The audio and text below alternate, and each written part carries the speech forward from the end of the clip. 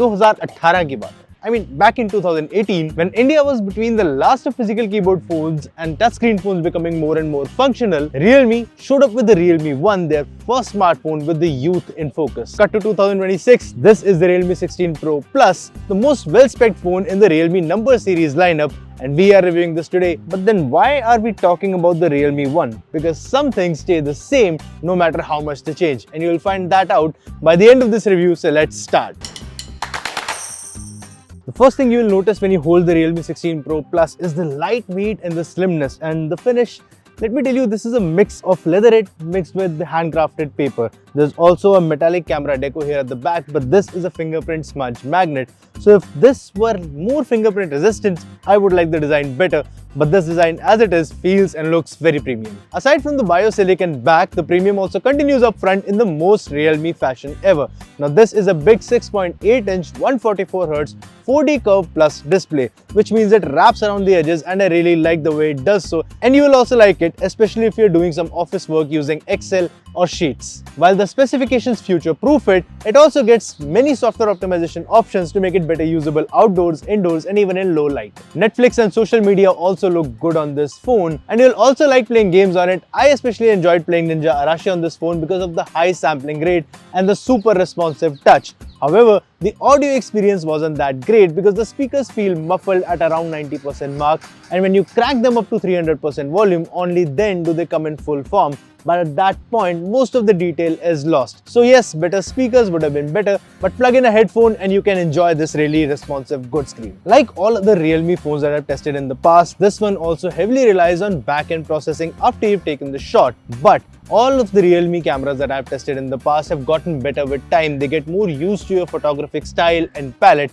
However, this one is a bit different. Now, the hardware is really good. You can take up to 4K 60fps videos with the main and the telephoto lens, and you can take 1080p 60fps videos with the ultra-wide lens. But we noticed some pictures were washed out, and in some cases, the phone captured good detail including background textures, but the images came out dull.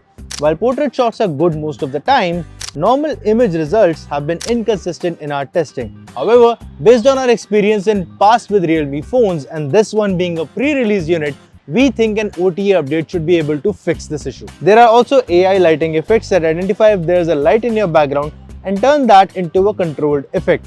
Number series Realme phones have good specifications on paper to make them a better value proposition, and this one is also in the same ballpark. The Realme 16 Pro Plus here gets a Snapdragon 7 Gen 4 combined with up to 12GB LPDDR5X RAM, and I'm happy to report that this makes for a solid daily driver and also lets you play games at high graphics. However, if you dial it up to max resolution display and max performance output, there will be some heat but no drop in performance, which means the VC cooling system is working efficiently, which is impressive in such a slim form factor. There's also Android 16 and Realme UI 7, which means you also get next AI features including AI camera and AI translate, which can get you started with using artificial intelligence features if you haven't started using them yet.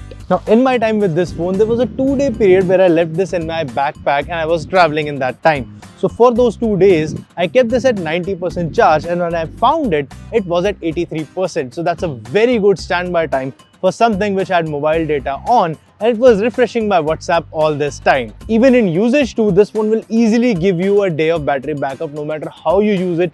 I even got close to a day and a half at moderate and normal usage. And when you need to charge it, the 80-watt charger can juice it up from 0 to 100% in about an hour. But there's just one niggle I have to pick with Realme right now. It is that now we're in 2026. I think we all deserve a Type-C to C charger now, because USB-A cables are getting outdated very quickly and most of our laptops don't even have support for them. So you know how some things change and yet never change. Even back in the day with our Realme 1 review, that phone had a good display, an impressive chip for the time, cameras that heavily relied on AI, and a back that often got smudgy. And that's pretty much the case here too, because the Realme 16 Pro Plus also gets impressive specifications for the price, a noteworthy build, and also has a part at the back that easily gets smudgy.